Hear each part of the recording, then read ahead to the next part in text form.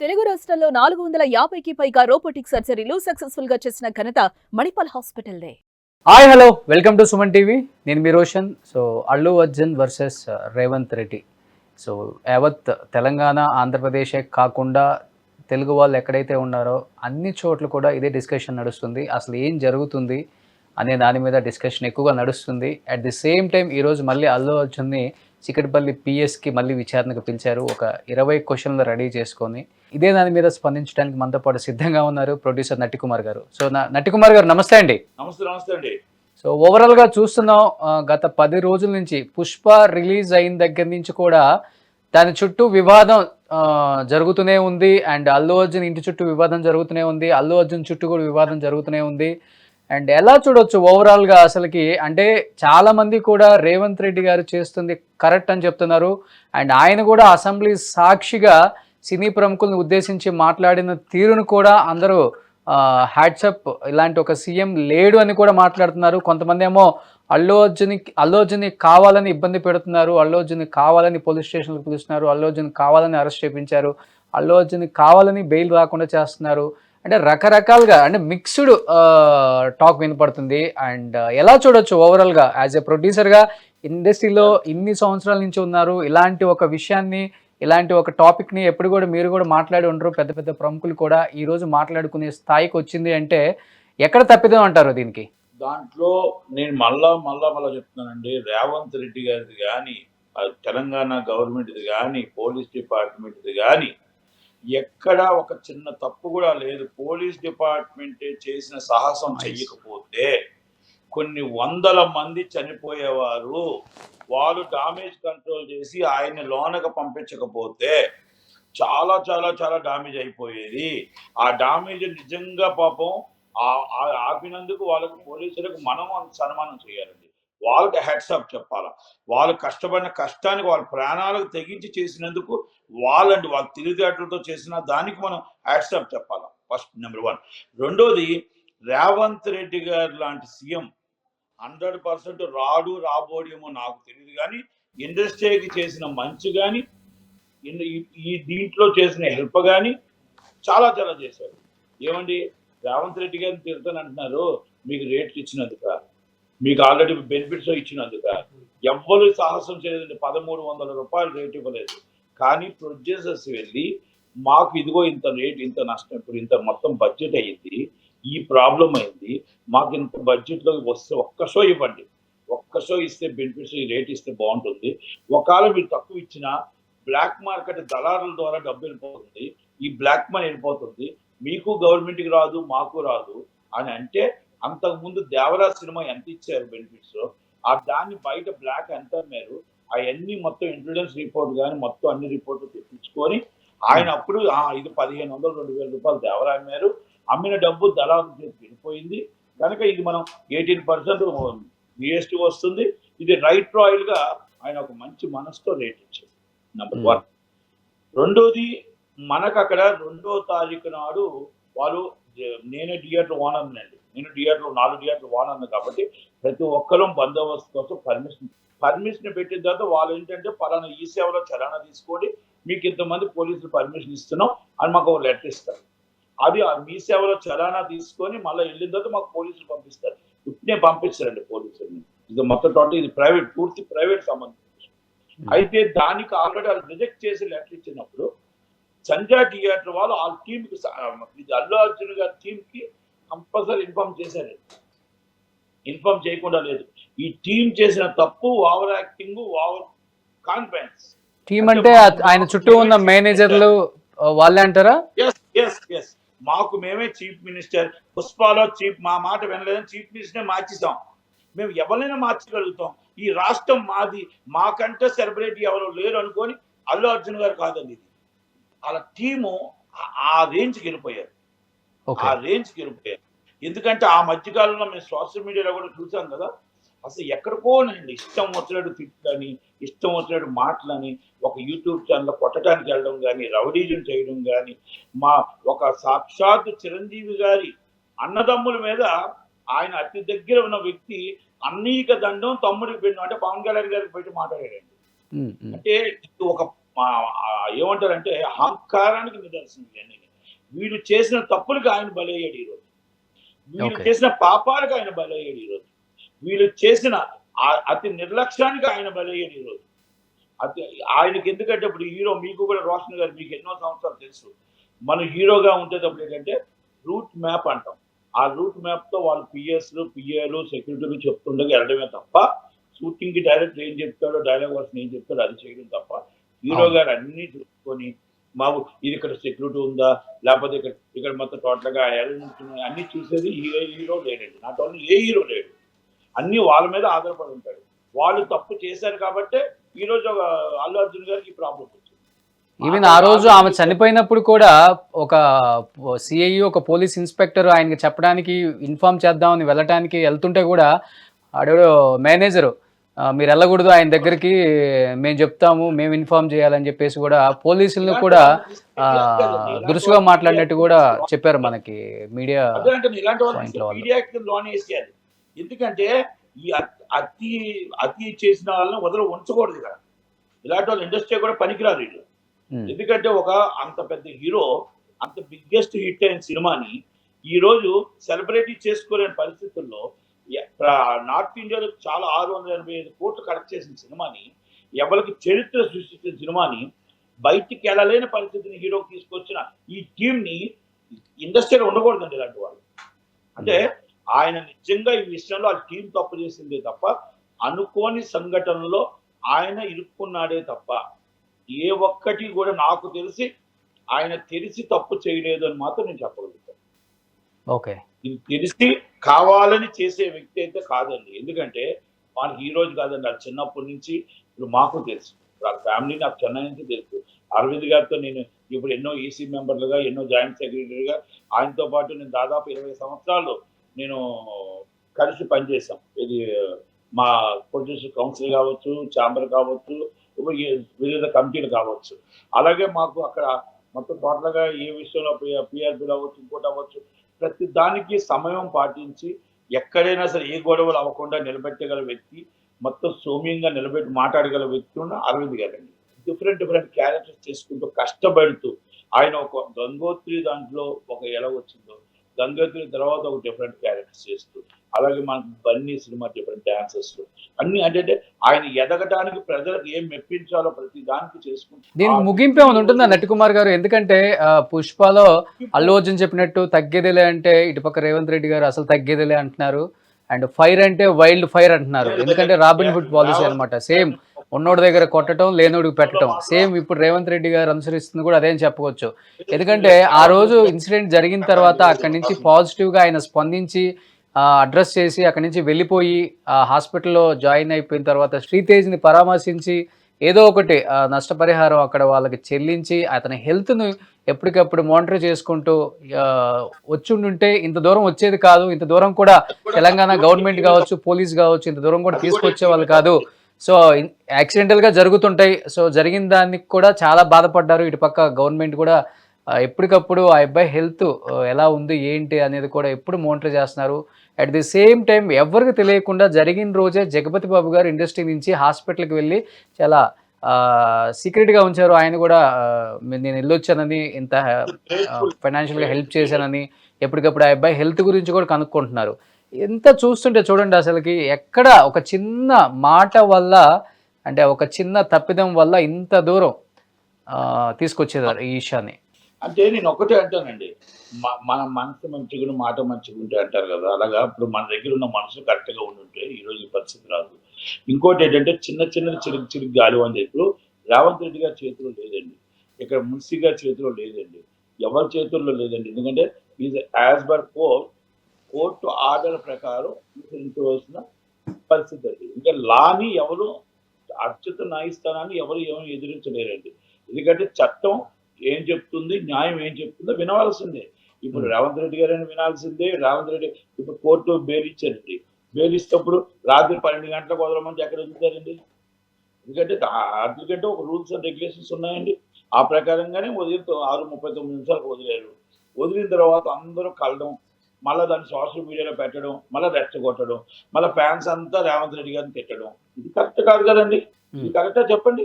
ఆయన కూడా అలా మాట్లాడొచ్చు సార్. ఒక సీఎం గా ఉన్న వ్యక్తి అసెంబ్లీలో కన్ను పోయిందా, కాలు పోయిందా, కిడ్నీలు పోయిందా, లివర్ పోయిందా, ఏముందని అందరూ సినీ ప్రముఖులు ఆయన ఇంటికి క్యూ కట్టారు అంటే అనే మాట రేపు రాబోయే ఎలక్షన్ లో కాంగ్రెస్ కి పెద్ద దెబ్బ అని చెప్పుకోవచ్చు కదా. ఏమి లేదండి, తప్పేమీ లేదండి. ఆయన దాంట్లో మీరు కావాలంటే మీరు ట్విట్టర్లో చూడండి, ఆయన మాట్లాడిన ప్రతి మాట కూడా అక్బరుద్దీన్ ఓవైసీ గారు ఆయన ఒక ప్రశ్న అడిగాడు, మా మలక్పేట నియోజకవర్గంలో వ్యక్తి ఈయన 30,000 జీతగాడు ఆ పొజిషన్ లో ఏంటి అని అడిగితే దాని ప్రశ్నకి స్టేట్మెంట్ ఇచ్చారండి. సాక్షాత్తు దేవాలయం అంటే మన చట్టాలు చేసుకునే మన అసెంబ్లీలో స్టేట్మెంట్ ఇచ్చాడు. అంటే తిరుగు లేదండి. అక్కడ అబద్ధం ఆడటానికి ఉండదు. అక్కడ మొత్తం టోటల్ గా స్టేట్మెంట్ ఇస్తూ ఆ స్టేట్మెంట్ లో ప్రతి డాక్యుమెంట్ ఉంటుందండి. స్టేట్మెంట్ లో అది శాశ్వతంగా ఉంటుంది ఆ డాక్యుమెంట్. ఆయన మాట్లాడుతూ ఏమన్నాడంటే, రేవతి అనే ఒక తల్లి చనిపోయింది, ప్రాణాయి పరిస్థితుల్లో ప్రాణంతో కొట్లాడుతున్న వాళ్ళ దగ్గర కలలేకపోయావు నువ్వు. మామూలుగా మీరు మొత్తం టోటల్ గా ఆయనకి ఏమైంది, ఆయన మొత్తం టోటల్ గా 4 గంటల జైల్లో ఉంటే ఆయన్ని కలటానికి మొత్తం ఇండస్ట్రీ వచ్చింది. ఆ ఇండస్ట్రీ మొత్తం కానీ ఆ ఇండస్ట్రీ ఒక్కరు కానీ వచ్చి పిల్లల్ని కలిసారా, ఆ పిల్లని పరామర్శారా, పిల్లల్ని అయ్యో కండోలెన్స్ చెప్పారా? అది మా ఛాంబరు కౌన్సిల్, నేను కౌన్సిల్ జాయింట్ సెక్రటరీ అండి, మా ఇండస్ట్రీ కోసం చెప్పారండి, మా ఇండస్ట్రీ ప్రభావం కోసం చెప్పారండి, మా ఇండస్ట్రీ గొప్పతనం కోసం చెప్పారండి, మా ఇండస్ట్రీ కలయిక కోసం చెప్పారండి. కార్పొరేటర్కి అందరికి ఏంటంటే రేపు ఉదయం ఆయన డేట్స్ ఇస్తారని ఒకరు, ఆయన కలగకపోతే రేపు అరవింద్ గారు ఫీల్ అవుతారని ఒకరు. కానీ ఆ పిల్లల్ని కలవాల్సిన అవసరం లేదు కదా వీళ్ళకి. అంటే నేనేమంటున్నానంటే, జగపతి బాబు గారు కలిశారు కదా, ఏ సంబంధం లేని జగపతి బాబు గారు ఇష్యూ జరిగిన తర్వాత వెళ్ళి కలిసి భరోసా ఇచ్చి వాళ్ళ చేతికి డబ్బులు ఇచ్చి ఎప్పటికప్పుడు హెల్త్ మానిటర్ చేస్తూ నేనున్నాను, మీ వెనక ఇబ్బంది లేదు, ఏది జరిగినా కానీ నేను చూసుకుంటాను అని ఒక భరోసా కూడా ఇచ్చి వచ్చారు. నిజంగా గ్రేట్ హ్యాట్సప్ అండి జగపతి బాబు గారు. ఆయన చాలా గ్రేట్ పర్సన్ అండి. నేనేమంటున్నానంటే ఛాంబరు కౌన్సిల్ మా అసోసియేషన్లు ఉన్నాయి. మనం ఇలాంటి సంఘటన నాట్ ఓన్లీ అల్లు అర్జున్ గారు కాదండి, ఇండస్ట్రీలో ఒక థియేటర్లో అనుకోని సంఘటన జరిగినప్పుడు మనం అందరం కూడా ఒక కంట్రోలెన్స్ చేసి మనం ఇలాగైనా తప్పు జరిగింది అనుకోని యాక్సిడెంట్లుగా జరిగింది కాబట్టి మనం తప్పకుండా వాళ్ళకి అండగా ఉంటామని ఒక స్టేట్మెంట్ ఇస్తే ఏమైనా పోతుందండి. ఒక్కరు ఎవరైనా సరే టీం వెళ్తే ఏమైనా పోతుందండి. మీరు ఒక్క మాట చెప్పండి, అంతమంది ఉదయం 6 గంటల నుంచి కాపలా కాసారే, అంతమంది ఉదయం 6 గంటల నుంచి వెళ్తూ మొదలు పెట్టారే. ఇది ప్రొడ్యూసర్ కౌన్సిల్ జాయింట్ సెక్రటరీగా అడుగుతున్నాను వాళ్ళని. తప్పు కదా మరి రేవంత్ రెడ్డి గారు ఎందుకు తప్పు పడుతున్నారండి? ఇప్పుడు రేవంత్ రెడ్డి గారు ఆయన అడిగిన ప్రశ్న అసెంబ్లీలో అది. కానీ రేవంత్ రెడ్డి గారి కళ్ళల్లో బాధ కనిపించిందండి. ఒక కుటుంబం ఒక సినిమా కోసం వెళ్ళి నిర్దాక్షిణ్యంగా తొక్కిస్లాట్లో ఒక ఆడబిడ్డ చనిపోయింది, ఒక బిడ్డ ప్రాణాలు సైతం కొట్టుమిట్టాడుతున్నాడు, ఎవరు పట్టించుకోలేదన్న ఒక బాధ ఆయన కళ్ళల్లో తెలియని ఆ కన్నీరు కనిపించింది అందరికి కూడా. యావత్ తెలంగాణ ప్రజానీకం, ఆంధ్ర ప్రజానీకం గమనించారు దాన్ని. డెఫినెట్ గా ఆయన చేసిన దాన్ని ఎవ్వరూ కూడా నెగిటివ్ గా తీసుకోలేదు. ఎందుకంటే యాజ్ పర్ చీఫ్ మినిస్టర్ గా అంటే ఆయన దగ్గర హోమ్ ఉంది కాబట్టి ఆయన క్లియర్ గా చెప్పారు, ఈ కేసుకు సంబంధించిన ప్రతిదీ కూడా నా దగ్గర పిన్ టు పిన్ ఉంది, అందుకోసమే ఇంత దూరం వెళ్లాల్సి వచ్చింది ఈ కేసు అని చెప్పేసి కూడా ఆయన క్లియర్ గా చెప్పారు. ఆయన చేసిన దాంట్లో తప్పని ఎవ్వరు కూడా ఆయన్ని నిందించట్లేదు. ఎవరో కొంతమంది తప్పితే ఆయనకు ఆ బాధ కనిపిస్తుంది, ఒక కుటుంబం రోడ్డును పడ్డ బాధ కనిపించింది. సినిమా ఇండస్ట్రీ తల దించుకోవాలండి. ఈ సినిమా ఇండస్ట్రీ ప్రతి హీరో గుణపాఠం ఇది. ప్రతి హీరో మాకు ఒక బౌన్సర్లు ఉన్నారు, మేము వచ్చిన మా ప్రాణం పెట్టి మేము 100 రూపాయలు రేట్లు పెడితే ఈ రోజు ఎంజాయ్మెంట్ చేసి బౌన్సర్ డబ్బులు ఇస్తుంది. ఆ ప్రజల సొమ్మే, ఆ అభిమానుల సొమ్మే అని గుర్తు పెట్టుకోవాల్సిన బాధ్యత మీకు సార్. ఫస్ట్ ఆఫ్ ఆల్ మీరు సినిమా ప్రొడ్యూసర్ గా ఎంతో మంది హీరోలతో సినిమాలు తీశారు, ఈవెంట్స్ చేస్తారు కాబట్టి మీకు కూడా చెప్తున్నాను సార్, ఈ బౌన్సర్ల లాగా పనిచేస్తే ఈ గొడవలు ఉండవు సార్. ఒక్కొక్క మనిషిని తీసేపోయి ఇసిరిసిరేస్తారు, హీరో ముందుకు రాకముందే తోసేస్తారు. ఎవరిచ్చారు సార్ ఆ ఎదవలకి ఆ అధికారం? ఎవరిచ్చారు సార్? అసలుకి జనరల్ ఆఫ్ పోలీస్ లాగా బిహేవియర్ చేస్తారు బౌన్సర్లని. ఎస్పెషల్లీ ప్రీ రిలీజ్ ఈవెంట్ లో మీడియా వల్ల మేమే చాలా సార్లు చూసాం. ప్రొడ్యూసర్స్ డైరెక్టర్స్ చెప్పాలి కదా సార్, హీరో కూడా చెప్పాలి సార్. అసలు మనిషిని దగ్గరికి రానియకుండా మనిషిని తోసేయటం, వాడు వెళ్ళి ఎక్కడన్నా అది తగిలి వాడు చనిపోతే ఎవడు సార్ దానికి బాధ్యత? ఎవడు? బౌన్సర్లకు ఎవడు సార్ ఈ అధికారం ఇచ్చింది? బ్లాక్ డ్రెస్ ఒకటి వేసుకొని ఇంత జబ్బలు చూపించుకుంటా మనుషులను తోసేసుకుంటా ఎవరు సార్ వాడికి అధికారం ఇచ్చింది? అసలుకి ఎందుకు సార్ ప్రొడ్యూసర్లు ప్రొడ్యూసర్లు చెప్పాలి సార్, దీన్ని ఎంకరేజ్ చేయకూడదు ప్రొడ్యూసర్లు కూడా. యాజ్ ఎ ప్రొడ్యూసర్ గా మీకు కూడా నేను చెప్తున్నాను సార్ ఇది. ప్రొడ్యూసర్ లెవెల్ ఎంకరేజ్ చేయి. ప్రొడ్యూసర్ చేతిలో సినిమా ఉంటే బాగానే ఉంటది, డైరెక్టర్ చేతిలో సినిమా ఉంటే బాగానే ఉంటది. ఇప్పుడు అంతా hero PR team, hero separate, hero మొత్తం టోటల్ గా పర్సనల్స్, ఆ హీరో గారి తాలూకు వాళ్ళు ఉన్నారు ఎవరైతే ఉన్నారో వాళ్ళ చేతుల్లో వెళ్ళిపోయింది సినిమా. ప్రొడ్యూసర్ అనేవాడు క్యాషియర్, ప్రొడ్యూసర్ అనేవాడు క్యాషియర్. నువ్వు డబ్బు పట్టుకురా, ఎవరికి వాటాలు ఇవ్వాలో, ఎవరికి డబ్బులు ఇవ్వాలో, ఎవరెవరిని నిర్మాతలు చేయాలో హీరోనే చేస్తున్నాడు. ఇది వాస్తవం, ఒప్పుకోక తప్పదు. ఎందుకంటే ప్రతి దానికి నిజంగా మీరు అనే మాటలు వింటుంటే అనిపిస్తుంది ప్రొడ్యూసర్ల క్యాషియర్ అంటే. నిన్న పుష్ప ప్రొడ్యూసర్స్ వెళ్ళి అక్కడ చెక్ ఇచ్చి వచ్చారు.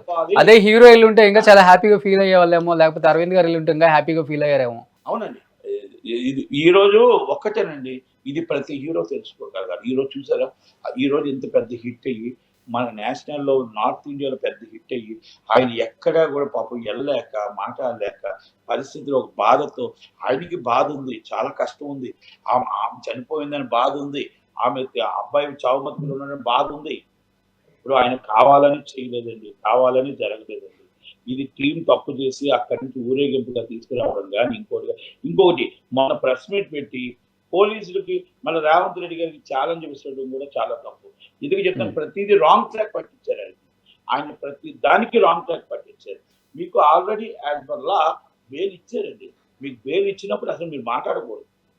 మీరు మొన్న ఆదివారం ట్వీట్ చేశారు, ఎక్సలెంట్, మీరు ఒకటే ట్వీట్ చేశారు, ఏమన్నారు, ఎవరి మీదైనా సరే ఎస్ఎఫ్బి గారు పోస్ట్ పెట్టి చర్య తీసుకుంటామని. అది మీరు ఆల్రెడీ ఒక మాట చెప్తుంటే బాగుంది, కానీ సండే నాట్ చేశారు. వాట్సాప్ మీరు, ఎందుకంటే 100% ఫ్యాన్స్ మనం కంట్రోల్ చేయాల్సిన బాధ్యత మనకు ఉంటుంది. అది ఇష్టం వచ్చినట్టు చేసిన తప్పులకి మీరు బలవుతున్నారు, మీరు కదా ఇబ్బంది పడుతున్నారు. వాళ్ళు ఏదో ఇష్టం వచ్చినట్టు పోస్టులు పెట్టేసి ఇష్టం వచ్చినట్టు ఎవరినో తిట్టేస్తే, ఎవరినో ఇష్టం వచ్చిన రోడ్డు మీద కొడితే, మీ బౌన్సర్లు కొట్టినా, మీ టీం కొట్టినా, మీ ఫ్యాన్స్ కొట్టినా మీరు కదా సార్ ఇబ్బంది పడతారు.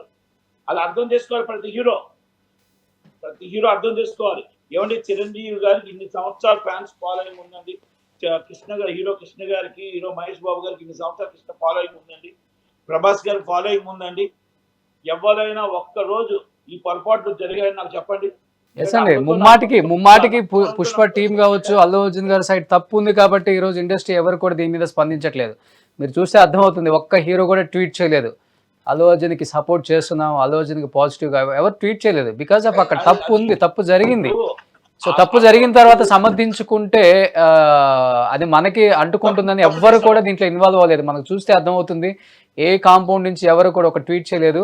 అండ్ చూస్తే అందరూ కూడా ఒక 2-3 డేస్లో పవన్ కళ్యాణ్ గారిని కలిసే అవకాశం ఉంది, ఆయన కూడా ఇండస్ట్రీ ఆంధ్రాకి షిఫ్ట్ అవ్వండి ఒక సంకేతం ఇవ్వబోతున్నారని చెప్తున్నారు. ఏ విధంగా ఉండబోతుంది? మేబీ ఆ మీటింగ్ ఒకవేళ జరిగితే, మీరు కూడా ప్రొడ్యూసర్గా ఉన్నారు కాబట్టి మీరు కూడా వెళ్తారు కాబట్టి, కలిసే అవకాశం ఉందా? పవన్ కళ్యాణ్ గారిని అపాయింట్మెంట్ ఇచ్చారా?